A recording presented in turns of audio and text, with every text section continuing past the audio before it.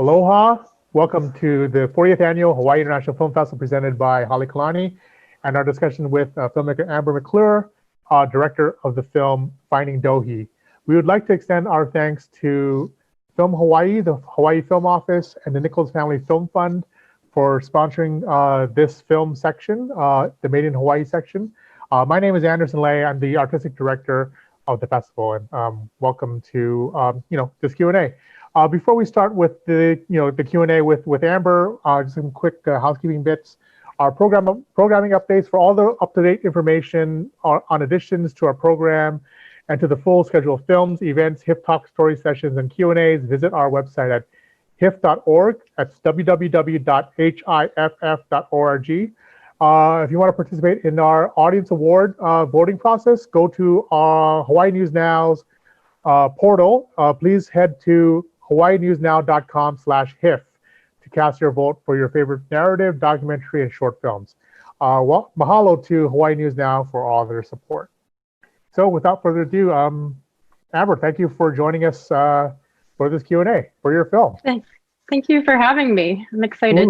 Absolutely. Actually, this is like, I think I know you. We're friends. We know colleagues, right? And then yes. I've known you for a few years because you used to work at Pacific Islanders in Communication at PIC, and also yes. you're kind of a fixture at the festival, supporting filmmakers and what have you. So it's really great to see you actually as a filmmaker representing a film at the festival. So very excited. Thank you. Actually, for Finding Dohi, I know this is a very, very personal project for you. And then for your family, and I believe this is the first film I saw in the call for entries.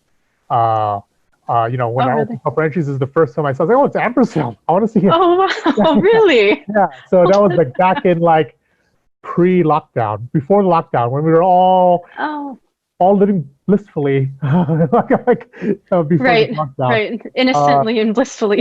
Innocently and blissfully. But I think it was very, a very personal story. I think it really. You really brought the kind of the feelings and of like kind of like just bringing a sense of like exploring this history of your family lineage from Japan. So congratulations on truly making a really powerful film. Regarding the just like the the journey itself. I mean, I know these are basically just these mysterious letters in Japanese that I believe your grandmother had, right? That yes. Left to your family. Your mother kept for many years, and then this is basically and then just like my memory serves me, is it from your grandfather? The letters, is that correct? From Dohi? No, it's from my grandmother's first cousin in Japan. Yes. And then so anyway, these are and this is something that your mother's kept. With her for I guess decades and decades. So when you decided to really kind of like push forward and really go into the research and finding kind of like where these letters came from, did you always intend to capture it on film, or was this like more like home videos that you would keep as keepsakes? When did you decide to make it into a full-fledged film? What was the driving force to make it happen? It actually was because of our first ever Dohi family reunion. And so a lot of times great things come out of these family events. So we had never had an official Dohi family gathering before.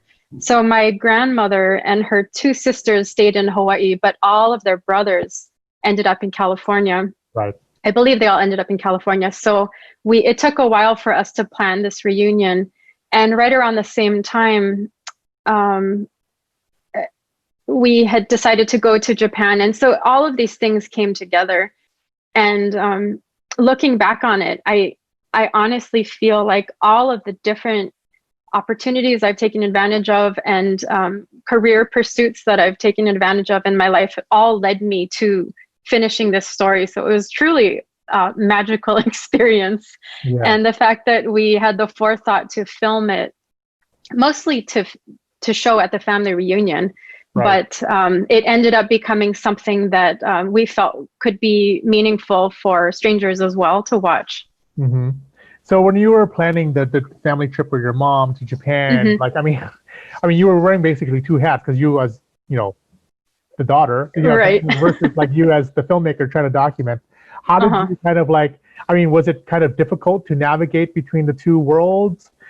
Did it kind of like, or yeah, so. Yes, it was. And I think the most challenging part is because it was such an incredibly emotional time for me as well.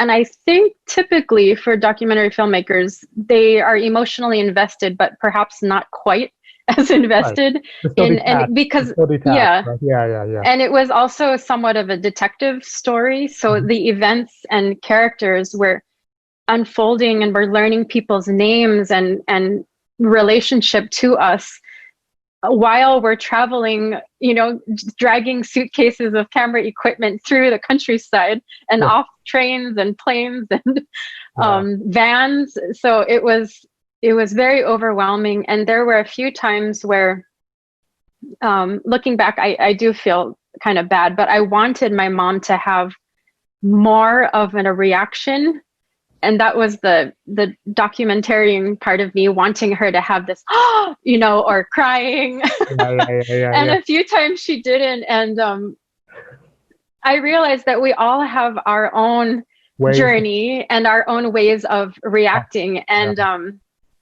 um, she reacted in a way that perhaps is more typical of a Japanese woman of her generation. She was very composed and pleasant, and I was like, oh my gosh, crying, and wanting her to have that same reaction.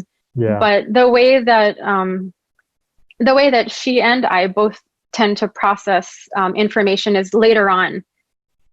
After we have some time to think about what happened, we're better able to express ourselves. So there is a post interview with my mom that's in the film, Yeah. and that was when she was able to express how she felt. So we were back in Hawaii at that point. Right, right, right, right. I mean, She of had, course. I mean, this is like something that she kept for generations when she was a child, and yes. I mean, Hmm. it takes a while to process and all that stuff. So, and also Yeah, maybe that's just not probably your mom's demeanor, right? Like you said. So, exactly. yeah. Yes. So I mean, like, it's already exhausting just traveling, and then you're going to the Hmm. countryside, going to remote parts of Right. Japan.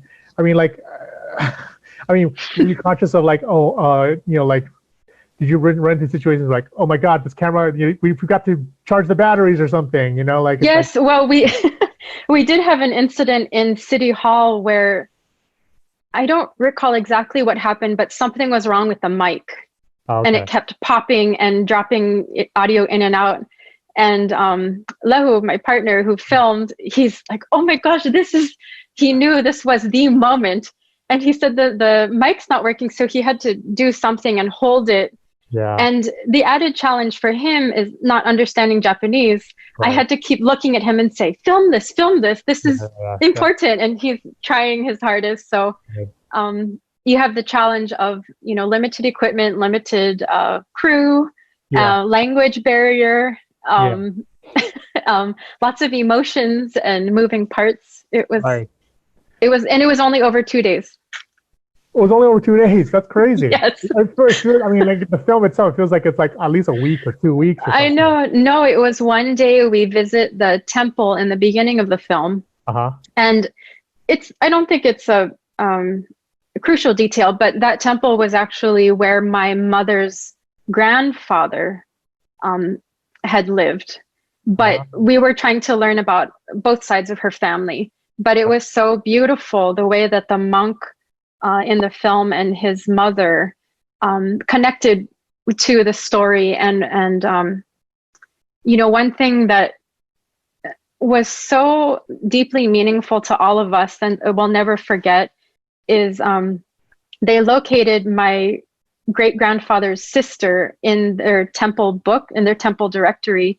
Right. She had been married in this temple. She had been had her funeral at the temple, and we asked them, "Why do you keep all of this information in the temple?" We're just curious, and the woman told us because every person is important.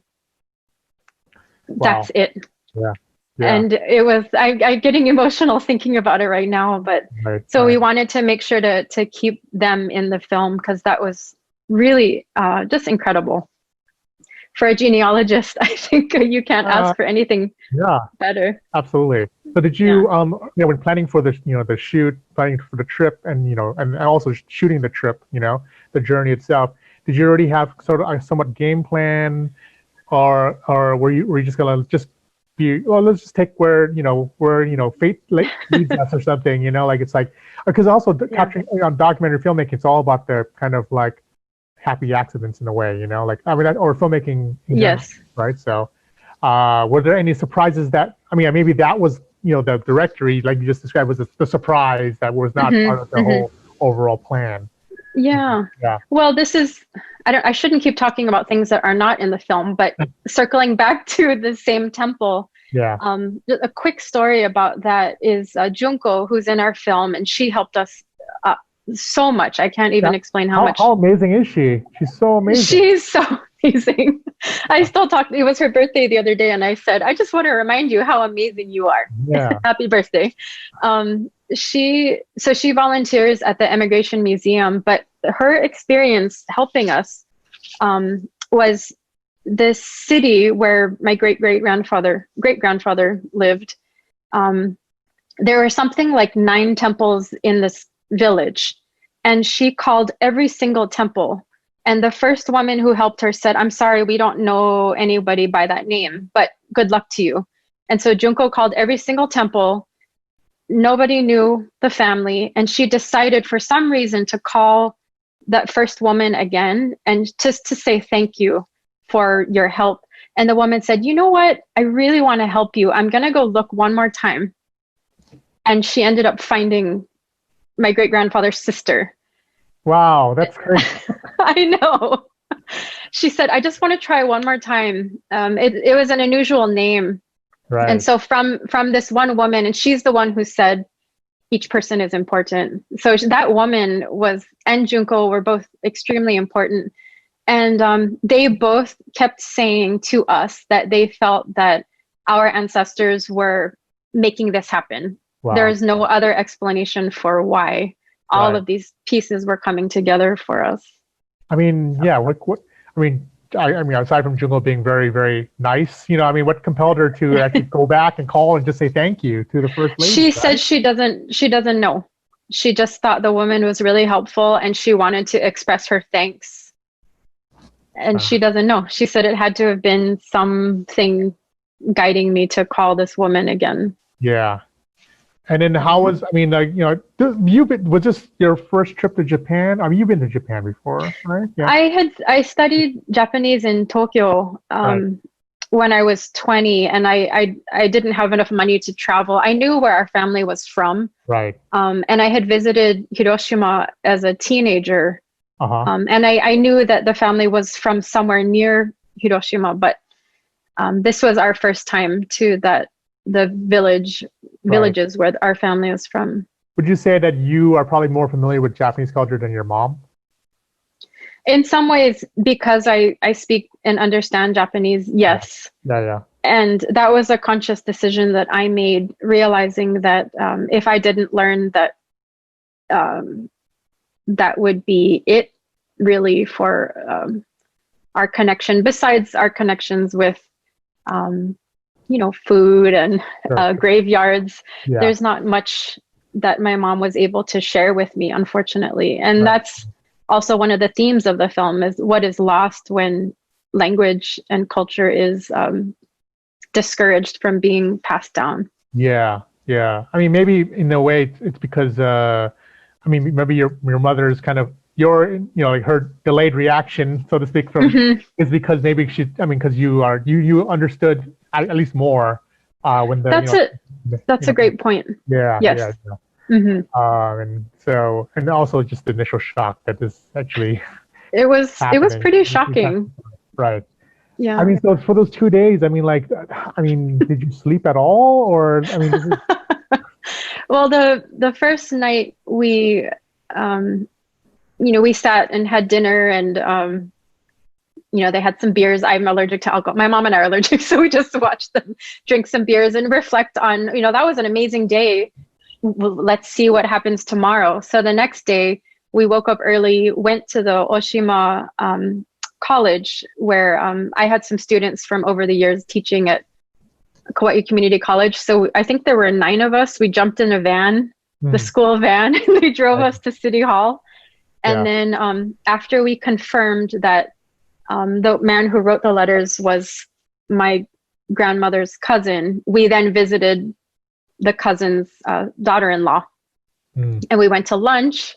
She took us to the graveyard. And then later on that evening, we visited the granddaughter of the woman who had been married and funeral at the temple. We also met her.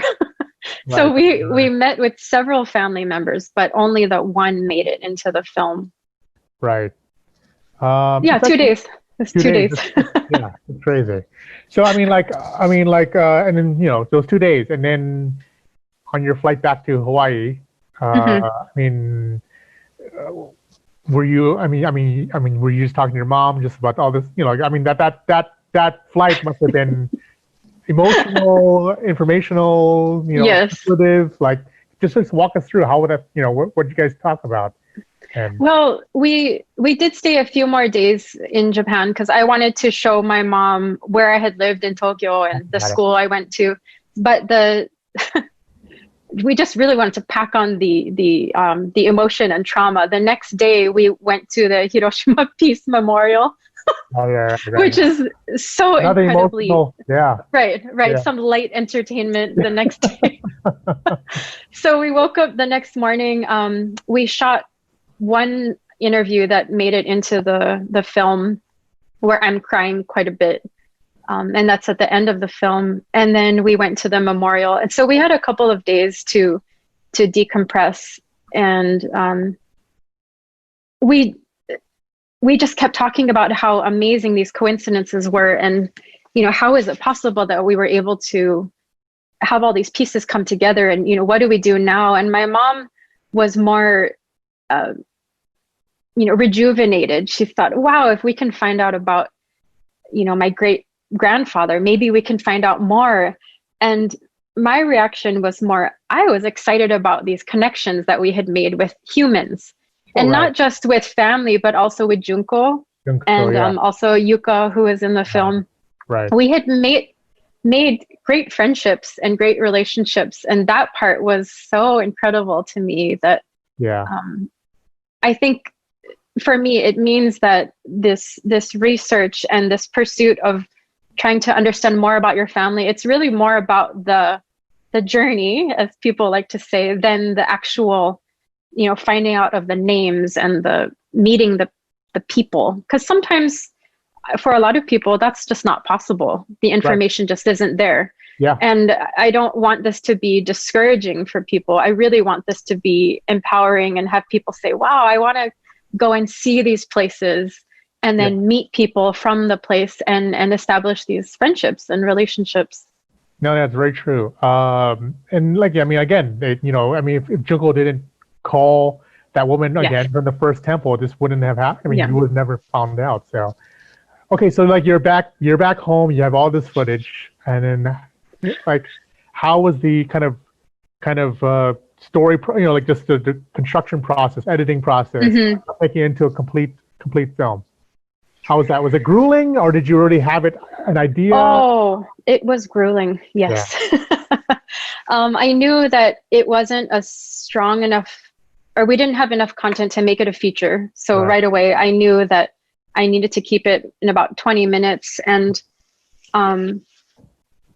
we made the first version of it for the family reunion. So thankfully, we were able to pull that off. We were actually outputting the film in the car, driving to Hanapepe. It was really cutting it close. So I knew that the family reunion version was not the version. And how much longer was that version versus this final version?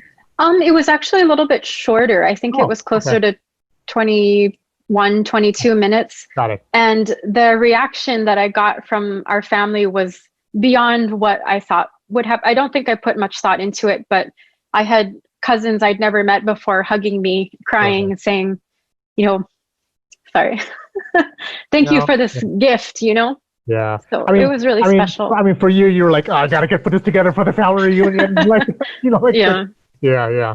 Wow, that's yeah. incredible. I mean, so, um, so I mean, just I mean, earlier you mentioned, the stuff that you didn't add to the film. Like, Hmm.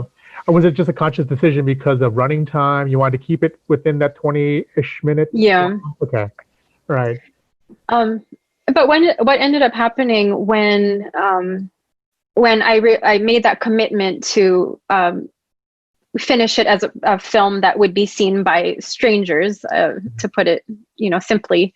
Um, I had a really hard time grappling with how much history to include in the story, right, and there were times where it was going into way too much detail about the family members and history. So I think that was the biggest challenge, was figuring out how much. And I have gotten feedback from some viewers at other festivals saying they didn't know about the history of Japanese people in Hawaii, and that um, they just didn't know. And so for people like that, I think it's just a simple introduction to the history. But for people from here, they're like, oh yeah, I know. So that was tough. And I ended up making the film a little bit longer because some people expressed that maybe needed a little bit more time to understand why my mom was so determined to find out. So we added in some footage we had already shot of her looking through documents, yeah, going to the graveyard, and bone dance footage I had yeah, taken a few years before. right. So I mean, your mom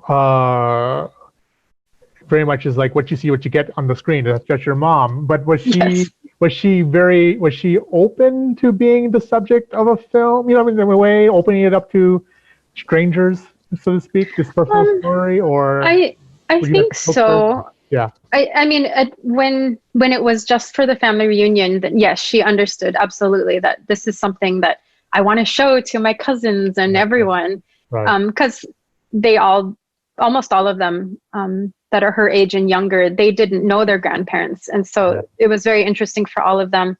And then I think my mom, because she knows how passionate I am about film, I think that even if she did have some hesitations, I think she wanted this for me oh, and to yeah, share the story. And the more people that we shared it with and giving positive feedback, I know she felt really proud to be part of this. yeah, that's great. Actually, just like again, this is kind of like not maybe it's not coincidence or whatever you call it. There's another short documentary that's playing at HIFF called Kibuka New Beginnings. Oh, You haven't I seen it? haven't seen it yet. Check it out. Check it out. It's a great companion piece to this film in a way, Oh. and it's basically about a Japanese from Japan photographer, and she Hmm. basically her documentary is about kind of like these like um, keeping again Japanese immigration legacy in the sense that Yeah. she goes to Maui and the Big Island, basically about just kind of like these forgotten Issei grave sites, Right. that Right. were Hmm. all, like in Maui. It's a totally completely you don't even know there's a graveyard there. It's completely Hmm. just Hmm. overrun with like weeds and all that stuff. And there's on the Big Island in Pahoa, there's obviously there's like an elderly woman who takes care of one grave site, and it's completely surrounded by kind of like by lava rock, and it's such a Right. striking image. Kipuka. Yeah, Kipuka, Yeah. exactly. Wow. So it's like I mean, in a way, they're kind of very much companion pieces. What do you want to say about kind of like, this is like again, like you said, your mom and her cousins of a certain age, you're of a generation itself. I mean, it's just a sense of like forgotten history, like Yes. it's like Hmm. you want to keep this legacy because I mean these are going to be forgotten for generations to come. I mean, Hmm. obviously this is something that you want to, family lineage is very important to at least to you, right? Yeah. To your family. So I mean, is there anything you want to talk about? I mean, all these other similar stories of other Yes. Japanese families who are. I do actually. I think what's really important to realize for our family and for other families that don't talk about their histories, why is it that we're not talking about our histories. And I believe it's because they're very difficult histories. And a lot of families don't want to talk about how difficult it was. Yeah. There's a lot of feeling of shame in our family. I know that to be true. People didn't talk about how difficult it was during the war. Some of the letters that we had translated, once we realized who the letters were from, they made more sense to us. And there's reference to our family in Hawaii shipping food and clothing to a family in Japan because they were so poor during the war, and the items had been, looked over by military, and who knows how long it took for the things to get there, if they arrived at all. Really difficult time. My grandmother's brother and his family were interned at Heart Mountain, detainment site in Wyoming. Yeah. And a lot of it was really painful, very difficult to talk about. And a lot of people will not learn their histories because of these reasons and similar reasons. There's also shame in perhaps identifying as a Japanese person, but not being able to speak the language or know very much about the culture. And it brings up a lot of difficult feelings. And so in this film, what I wanted to do was to address this topic of difficult histories. And I just wanted to show a little bit of how deeply my mom still holds on to some of that grief of growing up without a lot of family around, not knowing her family history, and not knowing really her place in her community or the world. When we visited Japan when I was a teenager, I still remember that I was 13 or 14, and she said, "Amber, for the first time in my life, I realized I'm not a Japanese person." And she was in her 40s, her mid 40s. She said, "I'm not." And that means a lot more to me now than it did at the time. I was like, "Oh yeah, I'm not a Japanese person. It's okay." But for her, that was her first time visiting Japan and realizing that. So there's a lot of uncertainty about where do we fit in the world. But I think that if we can talk about it more, and people of different backgrounds, even though they don't know the exact situation, they can relate to that feeling of, I'm not sure who I am, or where do I fit in, and do I get to claim these different ethnicities or ancestries or nationalities? Am I allowed to? Who am I? Living in Hawaii, I obviously not Hawaiian, but as a settler to this place, where do I fit in? So I'm hoping it just becomes part of the conversation, and also for local Japanese families to realize that these connections really are not that far out of reach. There are people alive in Japan, like my mom's cousin, who said, "Oh, I remember. Yeah, I remember these letters. My father-in-law wrote these letters to your mom." Yeah, it was amazing.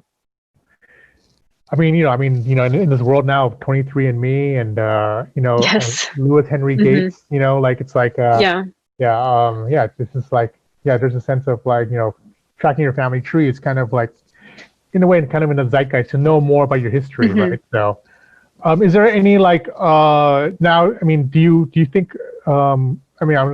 Maybe more for your mom. Do you think she has closure now, or is there a rejuvenate? Maybe she, like you said earlier, there's rejuvenation to find out more, right? So, there is. Yeah. And I think I might I might be feeling a little bit more of a sense of closure because we've been able to keep in touch with the family and our friends in Japan. And for me, maintaining the relationships is what I'm interested in. And, if time passes and we don't, at least we could visit the place again, or, keep these connections with the villages and the town. Because we did meet quite a few people that either knew the family or are related to us.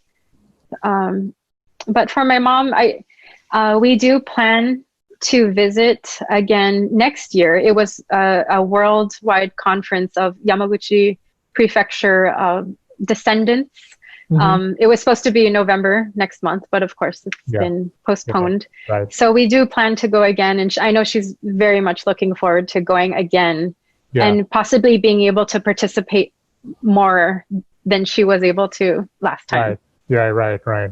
I mean, again, it's like, I think it's like interesting that you both have, your perspectives is very arranged for your mom. It's the destination, for you it's the journey, right? Yeah. So Yes. Well put. Yeah. Well, thank you again, Amber, for making this film. It's truly, a truly special film, and I'm just very happy that you, in a sense, found this kind of, the kind of origins of your family history, and having some kind of closure, but at the same time, kind of this new possibilities of what to find out in time to come. And it's all about, very important to keep those stories not lost in the annals of history forever. So congratulations for all your work, and we hope to see more output from you. So thank you. Yeah. I mean, like, this is great. I mean, this is do you have other projects that you're working on that you in your idea, in your head, like ideas? I do have a few, but I'm actually in a graduate program at UH right now, museum studies, and I'm really interested in exploring more about how do we present these difficult histories to people, and how do we help people work through these this type of the processing of this information. So I'm really fascinated in helping more people learn what they want to learn about their histories, the good and the bad, and everything in between. So I'm doing a lot of homework in my spare time right now, but I know that there will be another film project that grabs me again. So I mean, obviously, your preservation history, it all converges into kind of this new kind of direction in your life, and especially in your graduate studies. And sorry to like use this opportunity to also hype another program at a festival. No. I really I think it helps because really good festivals tend to have these collections that they all get you thinking. So I appreciate that. Yeah, no, I mean, aside from Kibuka, there's also this other thing I want to talk about. Go ahead. Yeah, it's like Rebuilding History 3.0, and it's actually part of an education program. It's actually for kids and parents, and it's using Minecraft to teach them about the internment camps. So go through Manzanar. Really? Yeah, so it's like, go check it out. I have to watch. Yes, I will. Everyone who's watched this film, check that out as well. So, I think it's all converges. They all complement each other. So, but again, thank you so much, Amber, for this film, and for joining us today. Okay, I'm so excited to be in HIFF finally, and this opportunity to talk with you. I always love talking with you. So, thank you so much. Thank you all for watching this discussion today.